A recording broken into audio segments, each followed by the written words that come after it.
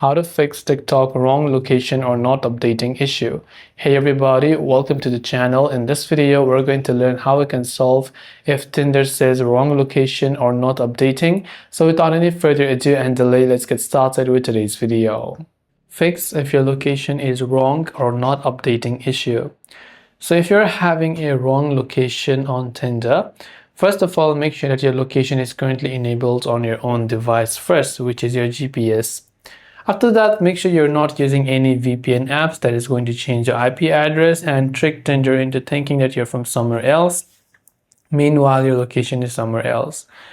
Now, Tinder actually follows whatever location that you have and where you are currently from. So if you move to some place, it will show you the matches that are from that particular place. If you move to the other place, it will show you the people that are closer to that area. So they work based on the location. But if you want to change that also, you can tap on this little icon from the top right hand side, and here you can allow add a new location button. So you can see a custom location, but you can also add a new location. You can add a maximum distance up to that location, and you can also show people further away if you run out of profiles to see. That is all for today's video. I hope the video helped you out. If you have got any questions, do feel free to leave them down. Thanks for watching and see you soon in the next video.